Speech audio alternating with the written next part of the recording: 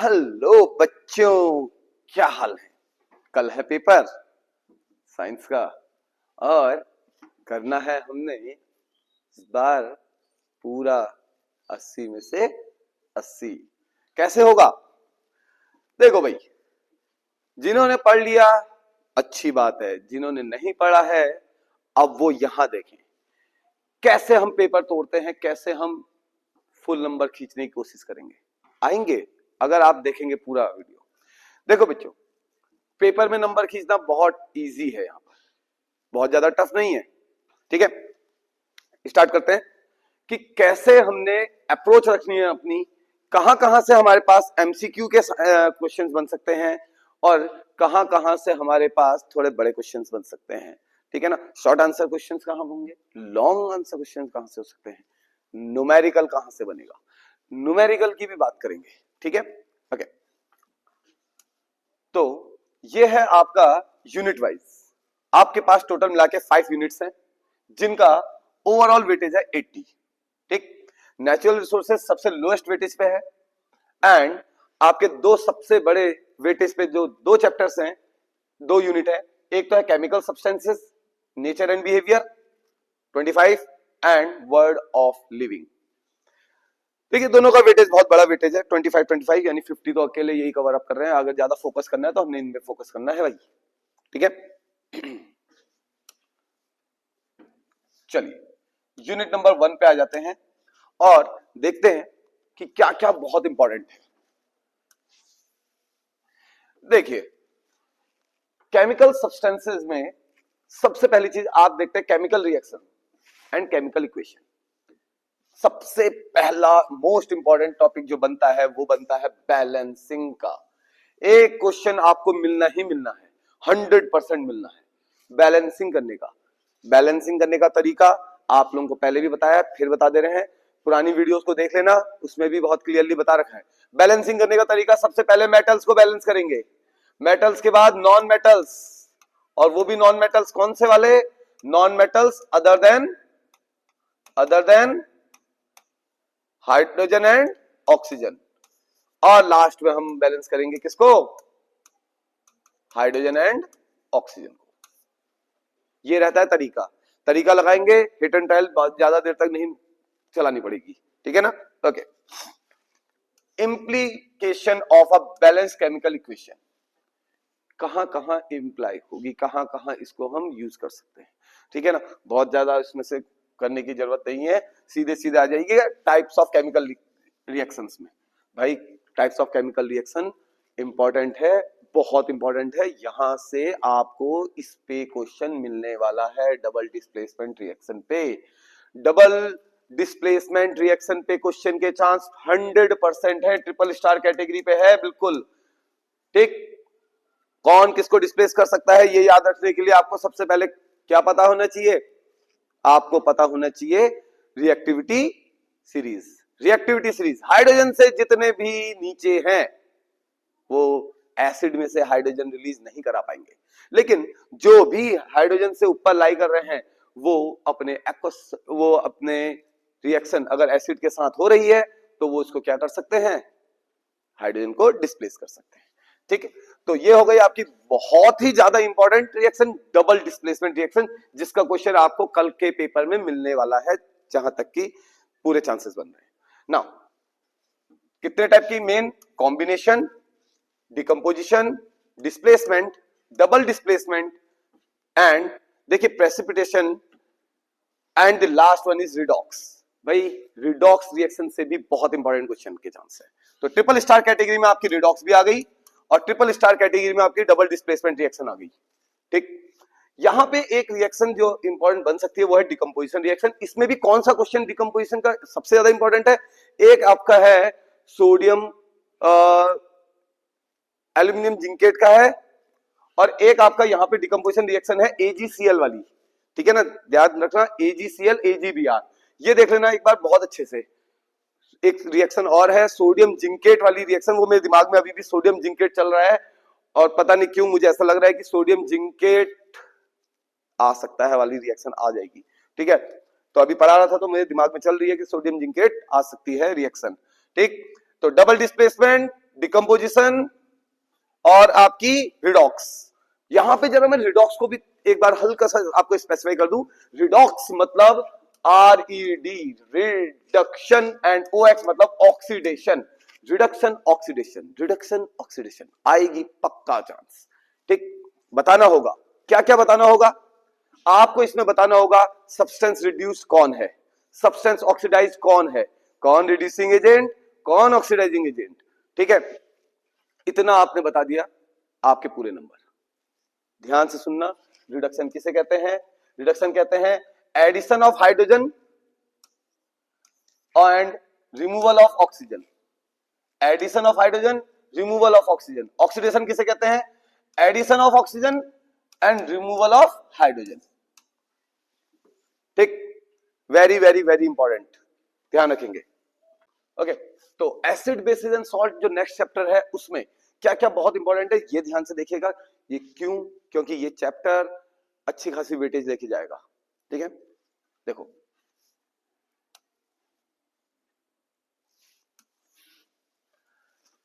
पढ़ना क्या क्या है। एसिड्स कौन होते हैं? H पॉजिटिव देते हैं। बेसिस कौन होते हैं? जो OH नेगेटिव देते हैं। ठीक है ना, ये हो गया। और देखिए जनरल प्रॉपर्टीज देखनी है, एग्जांपल्स देखने हैं। जनरल प्रॉपर्टीज यानी कि फिजिकल प्रॉपर्टीज, केमिकल प्रॉपर्टीज। ठीक है, केमिकल प्रॉपर्टीज ज्यादा इंपॉर्टेंट है एसिड्स की, ठीक है ना, बेसिस की भी। लेकिन एसिड की रिएक्शन मेटल ऑक्साइड्स के साथ, एसिड की रिएक्शन मेटल्स के साथ ज्यादा इंपॉर्टेंट।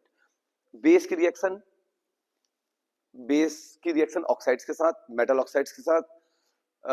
बेस की रिएक्शन किसके साथ? आपकी एसिड के साथ, न्यूट्रलाइजेशन रिएक्शन इंपॉर्टेंट है, बहुत इंपॉर्टेंट। ठीक है ना। पीएच स्केल में ज्यादा कुछ करना नहीं है आपने। पीएच में देखिए 2-3 चीजों के पीएच आ सकते हैं, वो पढ़ने हैं। सलाइवा का पीएच कितना होता है, आपका लेमन जूस का कितना होता है, कॉफी का कितना होता है, सॉफ्ट ड्रिंक का कितना होता है, मिल्क का कितना होता है। ठीक है ना, इनका। ओके, जो मतलब बेसिकली यूज में आते हैं ना, उनका पता होना चाहिए। Importance of pH in everyday life vibe important है। बी के स्टिंग में क्या होता है, वास्प के स्टिंग में क्या होता है, बी का स्टिंग कैसा होता है, ठीक है ना, वो पता होना चाहिए। एसिड या बेस, ओके, उसको उसकी रेमेडी क्या है ये पता होना चाहिए। प्लस नेटल प्लांट में क्या होता है ये पता होना चाहिए। देखिए जैसे आंट है, रेड आंट, छोटी सी चींटी जो होती है रेड वाली, फॉर्मिक एसिड इंजेक्ट करती है। रेमेडी क्या है? कोई भी बेस लगा दो। ठीक है, इस तरीके से देखना। स्टमक में अगर एसिडिटी होती है, एंटासिड यूज करेंगे, जिसमें सबसे उसमें हम कौन सा लेते हैं? मैग्नीशियम हाइड्रोक्साइड लेते हैं, ये पता होना चाहिए। नाउ सोडियम हाइड्रोक्साइड की प्रिपरेशन भाई क्लोर एल्कली प्रोसेस है, chlor alkali process, very very very important, बहुत बहुत बहुत ज्यादा इंपॉर्टेंट। ठीक है ना, 100% चांसेस कि यहां पे से क्वेश्चन बन जाएगा। ठीक है ना। ओके, अगर यहां पे थोड़ा इन डेप्थ जाए तो पूछ लेंगे क्लोरीन गैस कहां पे लिबरेट हो रही है, हाइड्रोजन गैस कहां पे लिबरेट हो रही है। ठीक है, ब्लीचिंग पाउडर की प्रिपरेशन CaOCl2, भाई CaOCl2 इसमें पूछा जाता है इसका सबसे अच्छा यूज कौन सा है? ये डिसइंफेक्टेंट की तरह यूज होता है वाटर में। ठीक है ना, वाटर को साफ करने का काम आता है। यहाँ पे एक ब्लीचिंग एक्शन पे। बेकिंग सोडा, फायर एक्सटिंग्विशर में इसका यूज जो होता है काफी इंपॉर्टेंट है। ठीक है ना, बेकिंग सोडा आपका होता है NaHCO3, ध्यान रखना NaHCO3, और ये होता है Na2CO3, washing soda dot 10H2O। ठीक है, अगर इसको हीट कर दे तो क्या होगा? एनहाइड्रस बन जाएगा और ये अपने वाटर क्रिस्टलाइजेशन लूज कर देगा। ठीक है ना। ओके, बेकिंग सोडा का यूज बेकिंग पाउडर बनाने में, बेकिंग सोडा का यूज आपका फायर एक्सटिंग्विशर में, बेकिंग सोडा का use as an anti acid भी होता है। लेकिन बेकिंग सोडा का अकेले में टेस्ट कैसा होता है? बिटर, कड़वा। अगर हम खाली बेकिंग सोडा डाल देंगे तो केक कड़वा हो जाएगा। लेकिन बेकिंग पाउडर यानी सिट्रिक एसिड मिक्स करके ठीक है, अगर हम डालेंगे तो हीट करने के बाद जो उसमें बिटर टेस्ट बन रहा था वो बिटर टेस्ट नहीं रहेगा। यहाँ पे एक क्वेश्चन बनने के पूरे चांसेस हैं, वो भी कैसा वाला, वो बनेगा आपका जो केस बेस्ड स्टडी वाले क्वेश्चन होते वो देख लेना बनेगा। ओके चलिए, तो भाई यहां से इतना पढ़ लिया। अब देखिए यहाँ पे एसिड बेस एंड सॉल्ट में एक और इंपॉर्टेंट चीज है, इंडिकेटर्स जरूर पढ़ने हैं। इंडिकेटर्स में कौन कौन से इंडिकेटर पढ़ने हैं? आपने पढ़ना है फिनोफ्थलीन, ठीक है, पहले नंबर पे। दूसरे नंबर पे आपने पढ़ना है मिथाइल ऑरेंज, मिथाइल ऑरेंज। आपने लिटमस पढ़ना है, लिटमस किससे मिलता है? लिचेन से मिलता है। न्यूट्रल कलर कैसा है? पर्पल है। एसिड में कैसा हो जाता है? रेड हो जाता है। बेस में कैसा हो जाता है? ब्लू हो जाता है, ठीक है ना।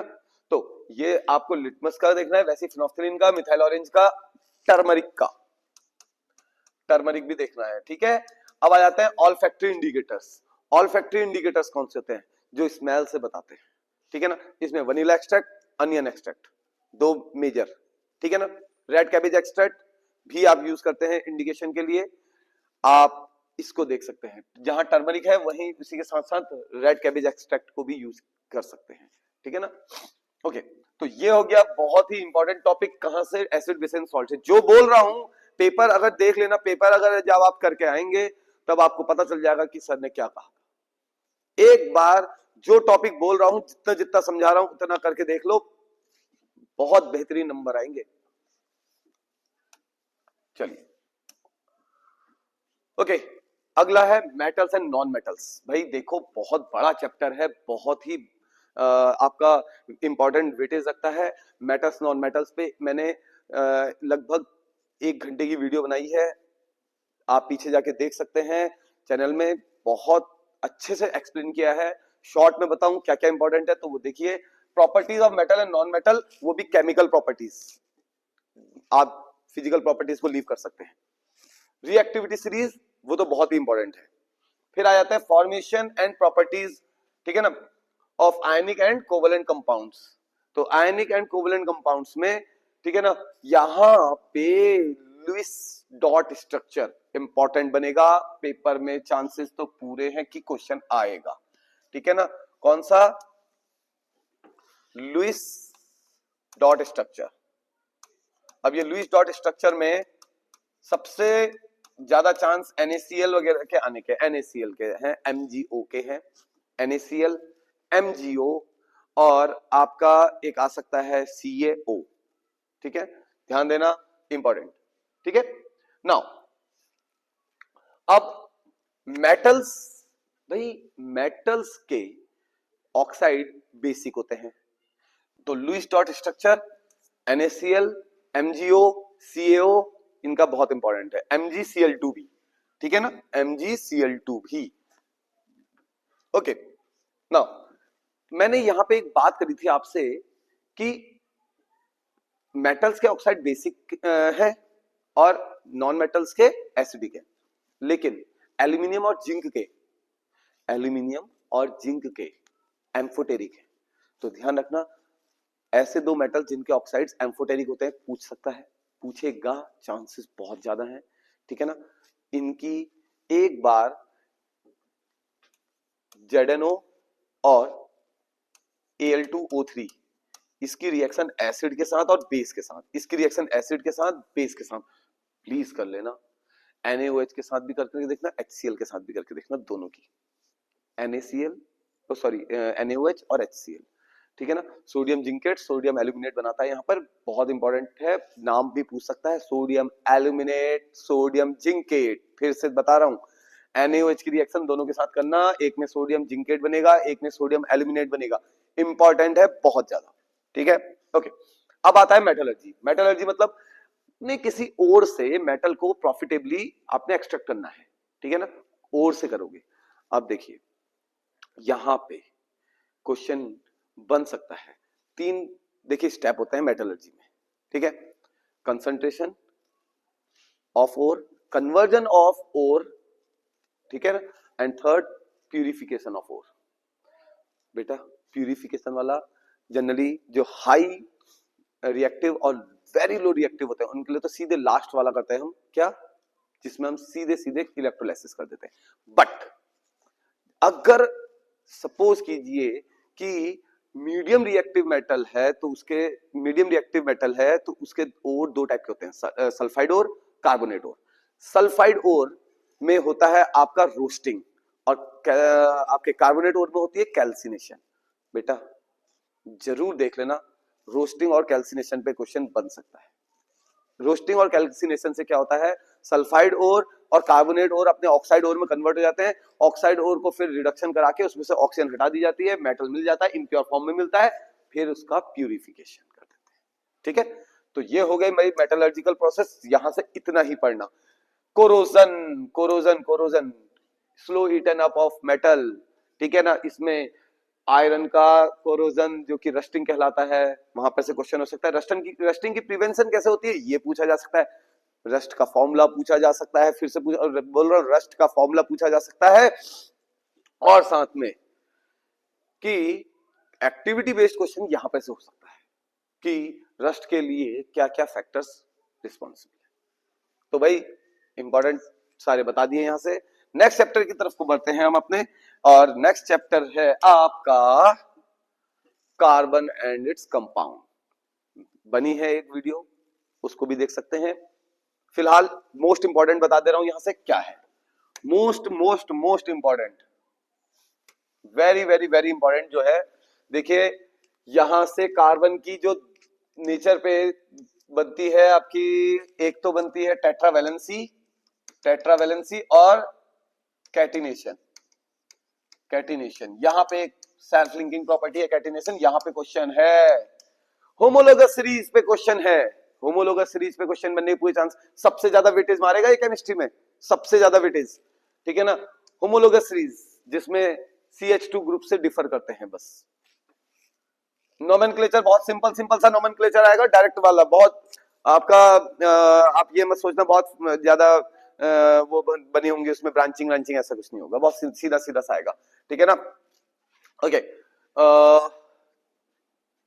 ठीक है। डिफरेंस सैचुरेटेड अनसैचुरेटेड में डिफरेंस आ सकता है। सैचुरेटेड को अनसैचुरेटेड कैसे बनाएंगे, अनसैचुरेटेड को सैचुरेटेड कैसे बनाएंगे। अनसैचुरेटेड को सैचुरेटेड बनाने के लिए हम हाइड्रोजनेशन करते हैं। हाइड्रोजनेशन में एक रिएक्शन बहुत इंपॉर्टेंट बनती है, वो है कौन सी, वेजिटेबल ऑयल से घी बनाना, ठीक है ना, वेजिटेबल ऑयल से घी बनाने की। ओके, वेजिटेबल ऑयल आपका अनसैचुरेटेड है, हाइड्रोजनेशन कर दिया, सैचुरेटेड बन जाएगा, वो डालडा में कन्वर्ट हो जाता है, ठीक है। ओके, तो saturated unsaturated very important, very very very very important, ठीक है। केमिकल प्रॉपर्टीज में combustion reaction important, substitution reaction very very very very important, addition reaction भी और सब्स्टिट्यूशन रिएक्शन भी। एडिशन रिएक्शन में हाइड्रोजन की एडिशन वाला हो जाएगा, ठीक है, जिसमें रेने निकल का यूज करते हैं। और सब्स्टिट्यूशन रिएक्शन तो भाई इंपॉर्टेंट है ही है, ठीक। अगेन अगला है इथेनॉल और इथेनोइक एसिड। इथेनॉइक एसिड के क्या क्या यूजेस हैं, क्या क्या उनके देखिए रिएक्शंस हैं, वो सब मैंने डिस्कस करी हैं, सब मैंने डिस्कस करी हैं, आप उनको देख सकते हैं, ठीक है ना। ओके, फिर भी इनकी जो केमिकल रिएक्शंस हैं, जिसमें एक आती है esterification, very very very important. Triple star category में है, ईस्ट्रीफिकेशन आएगी, ईस्ट्रीफिकेशन, ठीक है, ईस्ट्रीफिकेशन, ठीक है। फिर आ जाता है सैपोनिफिकेशन। सोप और डिटर्जेंट में डिफरेंस बहुत चांस है। सोप और डिटर्जेंट में, सोप कैसा है, बायोडिग्रेडेबल है, डिटर्जेंट नॉन बायोडिग्रेडेबल है। दूसरा, सोप हार्ड वाटर के साथ रिएक्ट कर जाता है, डिटर्जेंट नहीं करता है, इसलिए सोप को हार्ड वाटर के साथ यूज नहीं कर सकते हैं, डिटर्जेंट को कर सकते हैं। ये हार्ड वाटर के साथ स्कम बना देता है, ये नहीं बनाता है, ठीक है। ये डिफरेंस होगा, इतने भी लिख दो काफी है, ठीक है। और इन सोप और डिटर्जेंट बनाने वाली प्रोसेस यानी कि saponification, which is reverse process of esterification, again an important point, ठीक। तो ये हो गया हमारा इंपॉर्टेंट, कहां से, कार्बन एंड कंपाउंड से। आ जाते हैं अगले टॉपिक की तरफ को, वो है हमारा, देखिए लाइफ प्रोसेसेस। भाई बहुत इंपॉर्टेंट चैप्टर, बहुत ही ज्यादा इंपॉर्टेंट चैप्टर है। इसमें से देखिए एनिमल वाला पोर्शन थोड़ा सा ज्यादा इंपॉर्टेंट बनता है, जिसमें हमारा मतलब ह्यूमंस का भी आ जाता है, ठीक है ना। Basic concept of nutrition, respiration, transport, excretion in plants and animals. भाई देखिए बहुत बेसिक सी बात कह दी मैंने यहाँ पे कि ये पढ़ना है। अब इसमें पढ़ना क्या क्या है, देखिए सबसे ज्यादा इंपॉर्टेंट है रेस्पिरेशन। रेस्पिरेशन में बिल्कुल गड़बड़ नहीं करनी है, रेस्पिरेशन को थोड़ा इन डेप्थ पढ़ना है, ठीक है ना। और प्लांट्स से ज्यादा मैंने कहा आपको एनिमल्स का देखना है, ठीक है। किडनी वाला पोर्शन देख लेना एक बार, ठीक है ना। ग्लोमेरुलस का रोल क्या है, ठीक है ना। और फिर जब रेस्पिरेशन में है तो रेस्पिरेशन में आपका जो लंग्स हैं, लंग्स में एक्सचेंज कैसे होता है, how the exchange of gases occurs in lung, बहुत इंपॉर्टेंट क्वेश्चन है, ठीक है ना। ट्रांसपोर्टेशन में आपको हार्ट की वर्किंग बहुत अच्छे से पता चाहिए, इसमें भी ब्लॉक वाला बनाना, ऐसे ब्लॉक वाला डायग्राम बनाना, ज्यादा ऐसे वाला मत बना देना, ये किसी काम का नहीं है भैया, बना के आ जाओगे कुछ नहीं मिलेगा, ठीक है ना। आप बनाना ये वाला। लाइफ प्रोसेस के हमने डिस्कस कर लिया है क्या क्या करना है करके, ठीक है ना। डायग्राम्स के बारे में हमने बात कर ली। Next control and coordination. Control and coordination में बहुत इंपॉर्टेंट टॉपिक क्या क्या है जल्दी से बता रहे हैं आपको, ध्यान देना। देखिए tropic movement in plants important है, नेस्टिक मूवमेंट्स, ओके। यहाँ पे प्लांट हार्मोन्स भाई ऑक्सिन, आपका एब्सिसिक एसिड, ये सब पढ़ लेने हैं, यहाँ पे बहुत इंपॉर्टेंट है। Plant hormones triple star category पे आती है, ठीक है। दूसरा नर्वस सिस्टम। नर्वस सिस्टम में क्या क्या पढ़ना है आपने, hind brain, mid brain, pons, medulla, इनके फंक्शंस, इनके रोल्स पढ़ने हैं, बहुत इंपॉर्टेंट है, ठीक है ना। Okay voluntary involuntary action again important topic है, लेकिन उतना ज्यादा नहीं जितना कि रिफ्लेक्स एक्शन है। रिफ्लेक्स एक्शन जो अपने आप हो जाते हैं, जैसे पलकों का झपकना, ठीक है ना, गर्म चीज पे हाथ लगा तो एकदम से अपने आप हट जाना, इंपॉर्टेंट है, ठीक है। केमिकल रिएक्शन एंड कोऑर्डिनेशन, भाई केमिकल कोऑर्डिनेशन देखिए यहां पे एनिमल हार्मोन्स सबसे ज्यादा इंपॉर्टेंट है। एनिमल हार्मोन्स में क्या क्या, देखिए एनिमल हार्मोन्स में आपके टेस्टोस्टेरोन, प्रोजेस्टेरोन, एस्ट्रोजन, इनके रोल, ठीक है ना। पैनक्रियाटिक जूसेस, HCl का रोल, क्यों ऐसा होता है, बाइल जूस, भैया बाइल जूस पे क्वेश्चन बन सकता है, तो ये इंपॉर्टेंट है, यहाँ पे बहुत इंपॉर्टेंट टॉपिक बनता है ये, ठीक। नेक्स्ट देखिए यहां से सबसे ज्यादा इंपॉर्टेंट नर्वस सिस्टम हो गया, एनिमल हार्मोन, प्लांट हार्मोन, ठीक है। नेस्टिक मूवमेंट, ठीक है, ओके। फोटोनेस्टी और आपका क्या कहते हैं जियोनेस्टी, ये पढ़ लेना भाई, पता नहीं क्यों लग रहा है ऐसा, जियोट्रोपिज्म, फोटोट्रोपिज्म, अच्छे से देख लीजिए, ठीक। नेक्स्ट आगे बढ़ते हैं, थोड़ा सा इंपॉर्टेंट टॉपिक, भाई थोड़ा सा नहीं बहुत ज्यादा इंपॉर्टेंट टॉपिक, रिप्रोडक्शन, सबसे ज्यादा वेटेज का टॉपिक है, सबसे ज्यादा वेटेज का चैप्टर है ये बायोलॉजी से, most important. Plants and animals में सेक्सुअल एंड एसेक्सुअल रिप्रोडक्शन का क्वेश्चन बनता है भाई, बहुत इंपॉर्टेंट है। यहां पे देखिए आपका जो प्लांट के वो पार्ट्स हैं, प्लांट्स के जो मेल गैमेट्स जहां पे बन रहे हैं, मेल फीमेल गैमेट्स कहां पे बन रहे हैं, वो कहां पे स्टिक हो रहे हैं, क्यों स्टिक हो रहे हैं, क्या रोल है वहां पे, क्या कर रहा है एम्ब्रियो जैसे कैसे बन रहा है, और वो ग्रोथ कहां पे कर रहा है, ये इंपॉर्टेंट है, ठीक है। ये बहुत ज्यादा इंपॉर्टेंट है, तो आपको सेक्सुअल रिप्रोडक्शन में बेटा यहाँ पे कुछ डायग्राम्स के साथ भी समझाना पड़ेगा। फीमेल मेल दोनों रिप्रोडक्टिव ऑर्गन आपको एनिमल्स में भी और प्लांट्स में भी, दोनों में दोनों के डायग्राम पता होने बहुत जरूरी है। मैं आपको सिर्फ बता रहा हूं कि इंपॉर्टेंट टॉपिक्स क्या क्या है, आप गो थ्रू करिए इस वीडियो से, आप बस चेक करिए कि क्या कहीं कुछ छूट तो नहीं गया, अगर कोई छूट गया है तो उसको देख लीजिए, क्योंकि पूरा पेपर यहीं पर ये फंसने वाला है, ये ध्यान रखिएगा, ठीक है। तो आपने करना क्या है, आपने इन लिस्ट एक लिस्टिंग जैसी देख लेनी है कि भाई ये सब मैंने कर लिया है या नहीं करा है, जो सर बता रहे हैं वो सब कुछ क्लियर हो जाना चाहिए, अगर नहीं हुआ है तो फिर आप बेटा उसको एक बार देख लीजिए, ठीक है। Now reproductive health, family planning कैसे, उतना ज्यादा इंपॉर्टेंट नहीं, लेकिन ये ज्यादा इंपॉर्टेंट है। HIV एड्स प्रोटेक्शन कैसे कर सकते हैं HIV एड्स से, ठीक है ना, और किस तरीके से ये ट्रांसमिट होता है, ठीक।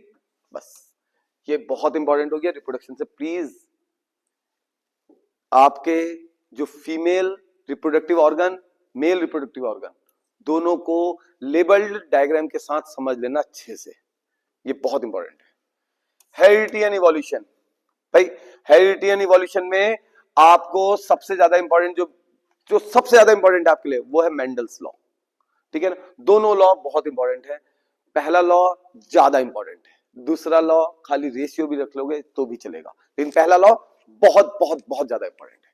ट्रिपल स्टार कैटेगरी में है, ट्रिपल स्टार कैटेगरी में, ठीक है ना। यहां पे एक क्वेश्चन बनता है वेरिएशन का। क्यों जरूरी है वेरिएशन, क्या रीजन है, क्या क्यों अगर नहीं हुआ वेरिएशन तो क्या होगा, ये बहुत ज्यादा इंपॉर्टेंट है। वेरिएशन का क्वेश्चन बन सकता है, बहुत इंपॉर्टेंट, ठीक है ना। सेक्स डिटर्मिनेशन कैसे होता है, मदर फादर किस तरीके से एक बेबी गर्ल बेबी बॉय के लिए रिस्पॉन्सिबल है, ये बहुत इंपॉर्टेंट टॉपिक बन जाता है। यहां पे से ये भी एक अच्छा टॉपिक है, बहुत अच्छा टॉपिक, ठीक है। तो कैसे बेबी बॉय बेबी गर्ल होता है ये देख लीजिएगा, ठीक है, इंपॉर्टेंट है। नेक्स्ट, अब हमारे पास जो सबसे लीस्ट वेटेज वाला टॉपिक है, सबसे ज्यादा लीस्ट, ठीक है, वो कौन सा है, ये फिजिक्स वाला पोर्शन, ठीक है ना। ये फिजिक्स वाला पोर्शन सबसे ज्यादा लीस्ट में है, ठीक है, ओके। इसमें देखिए 50 नंबर तो आपके केमिस्ट्री और बायोलॉजी में हो गए और इसमें हो गए आपके 30 नंबर, ठीक है। फिजिक्स में सबसे ज्यादा इंपॉर्टेंट क्या क्या है भाई, देखो ऐसा है वेटेज तो है कम, लेकिन कम में मत लेना, फिजिक्स भी ले डूब सकती है, इसलिए देख लो फटाफट। देखिए रिफ्लेक्शन ऑफ लाइट में, रिफ्लेक्शन ऑफ लाइट में आपको सबसे पहले तो रिफ्लेक्शन के लॉ, पहली चीज रिफ्लेक्शन के law, image formed by spherical mirror, भाई यहां पे से क्वेश्चन है, यहां पे से क्वेश्चन है, पक्का है, एमसीक्यू ले लो चाहे शॉर्ट आंसर क्वेश्चन ले लो, बनेगा, ठीक है ना। फिर उसके बाद सीधे न्यूमेरिकल, यहां पर 100% न्यूमेरिकल बन गया भाई, मिरर फॉर्मूले पे 100% न्यूमेरिकल बन गया, डेरिवेशन देखने की कोई जरूरत नहीं है, 100% कह रहा हूं। फिर उसके बाद यहाँ पे मैग्निफिकेशन पे भी पूछ सकता है, रिफ्रैक्शन के 2 लॉ हैं, वो जरूर याद कर लेना, ठीक है ना। रिफ्रैक्शन के कितने लॉ हैं, एक तो स्नेल्स लॉ हो गया, ठीक है, mu equal to sine i upon sine r, ठीक, और दूसरा कहता है कि रिफ्लेक्टेड रे, इंसिडेंट रे और normal all line same plane, okay. Law of reflection हो जाते हैं आपके रिफ्रैक्टिव इंडेक्स पे न्यूमेरिकल, भाई न्यूमेरिकल है यहाँ पे, पक्का न्यूमेरिकल है, ट्रिपल स्टार कैटेगरी पे न्यूमेरिकल है। और क्या न्यूमेरिकल है बता देता हूं, म्यू का और वी का रिलेशन, जहां म्यू बढ़ेगा वहां वी घटेगी, जहां म्यू घटेगी वहां वी बढ़ेगी, बेटा ये देख लेना, बहुत इंपॉर्टेंट है, बहुत बहुत बहुत बहुत बहुत ज्यादा इंपॉर्टेंट है, ठीक है ना, ओके। फिर refraction of light by spherical lenses, भाई स्फेरिकल लेंसेज पे कैसी इमेज कब कब बनती है, यानी इमेज फॉर्मेशन कैसी कैसी बनती है स्फेरिकल लेंसेज से, सिर्फ एक टेबल फॉर्म में चेक कर लेना, टेबल फॉर्म में देख लेना, बनाने के लिए नहीं आएगा वैसे, रे डायग्राम सिर्फ पूछेगा यहाँ पे ऑब्जेक्ट रखा है तो इमेज कहां बनेगी, सोच लो समझ लो, बता दिया कहां पे क्वेश्चन बन रहा है, ठीक है। चलिए आगे बढ़ते हैं, नेक्स्ट टॉपिक है हमारे पास।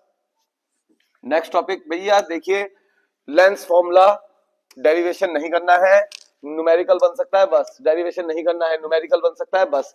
पावर ऑफ लेंसेज एक न्यूमेरिकल बन सकता है या एमसीक्यू बनेगा यहां पर से, पावर इक्वल टू 1/f, और वो भी f मीटर में होना चाहिए, power equal to p1 plus p2 plus p3 plus so on, focal length f equal to 1/f equal to 1/f1 plus 1/f2 so on.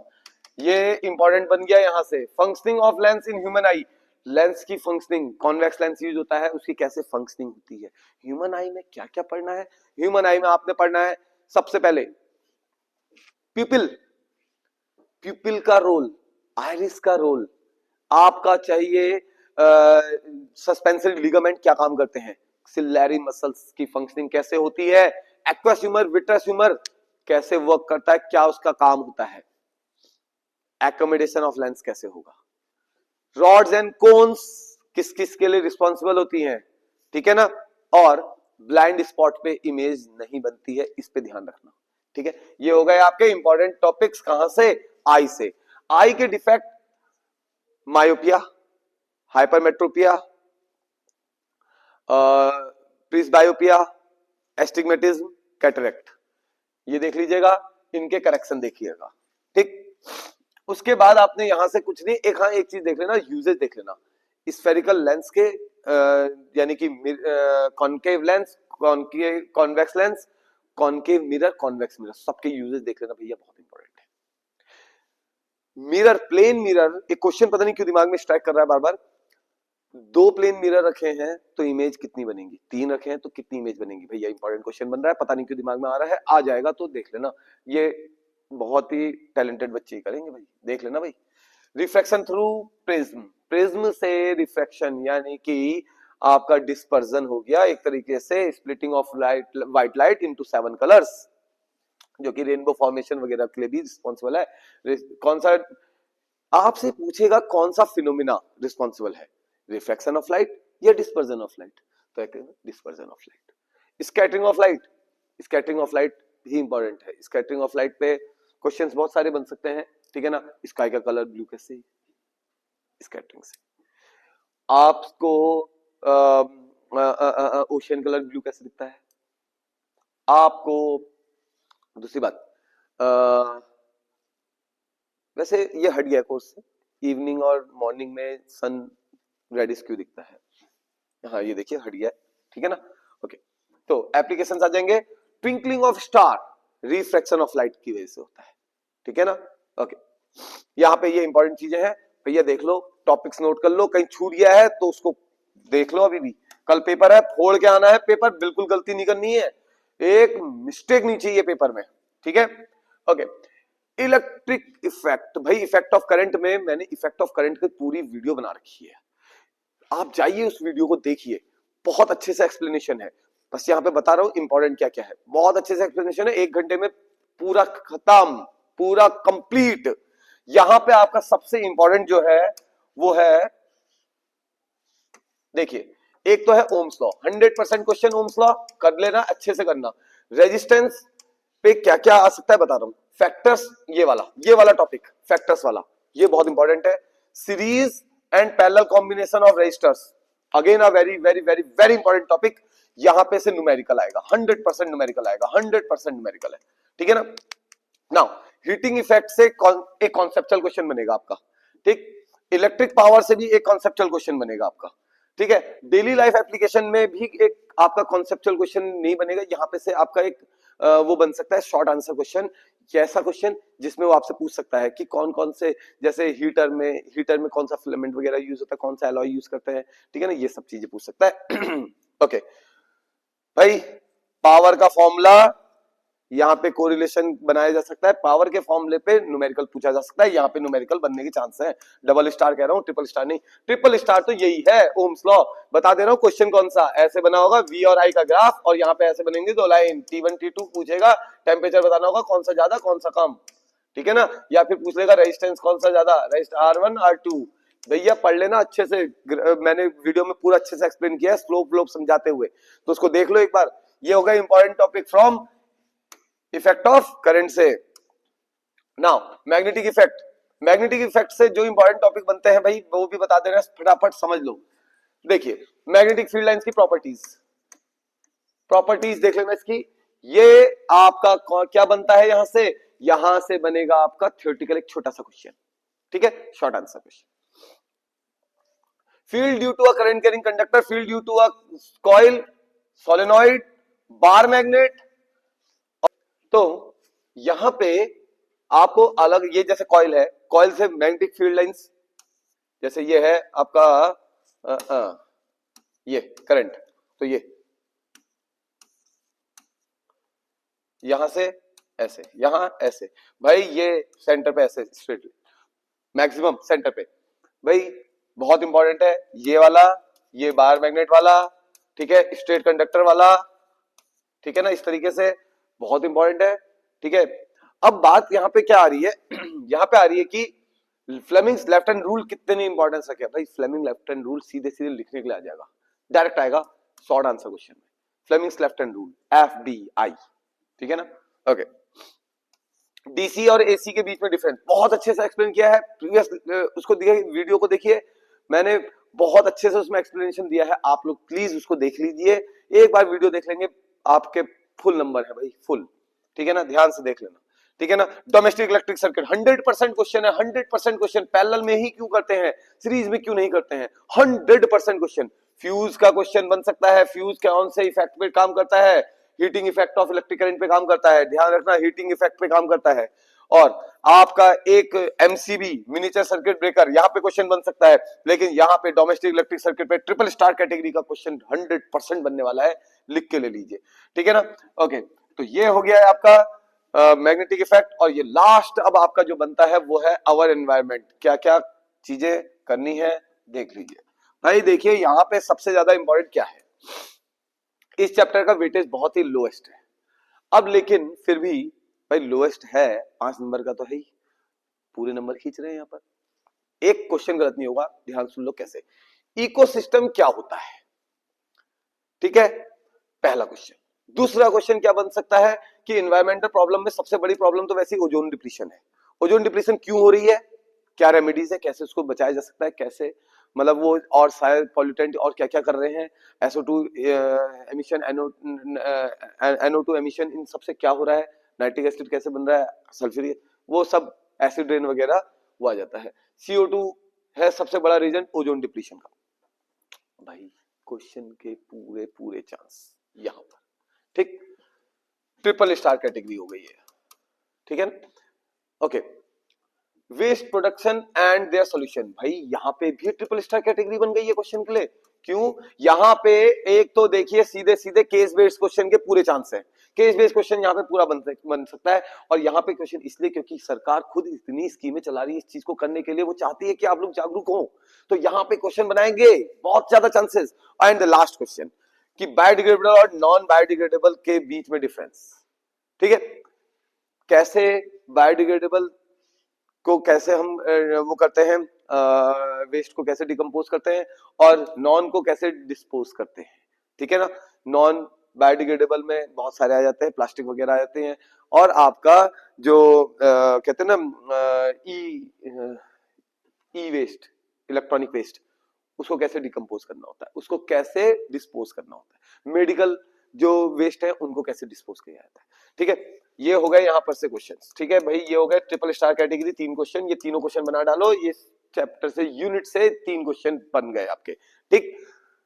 Video में आपका काम है पूरी वीडियो के टॉपिक्स जो जो मैंने बोले हैं उनको एक बार चेकलिस्ट चेक कर लीजिए, करे हैं या नहीं करे हैं, करे हैं या नहीं करे, करे हैं तो बहुत अच्छी बात, नहीं करे हैं तो गो थ्रू दी वीडियो, सारे टॉपिक्स को एक बार चेक करिए, और सारे टॉपिक अगर आपके कंप्लीट है आपके पूरे नंबर है, कोई आपका एक नंबर नहीं काट सकता। अगर ज्यादा जरूरी लगे तो प्लीज आप गो थ्रू दी, आप कहां जाएंगे, सीधे पुरानी वीडियोस में जाइए, गो थ्रू करिए, एक बार देखिए, ठीक है ना। देखना ही तो है, पेन भी नहीं उठाना है, एक बार देखिए, सुनिए, सुनने से ही काम बन जाएगा, बहुत अच्छे एक्सप्लेनेशन के साथ है, प्लीज देख लीजिएगा, ठीक है। और कल देखिए आपका पेपर कैसे जबरदस्त जाता है, और फुल 80 आउट ऑफ 80 का खींचिए, पूरा पेपर फोड़ दीजिएगा। All the best, all the best बच्चों, कल का पेपर पार।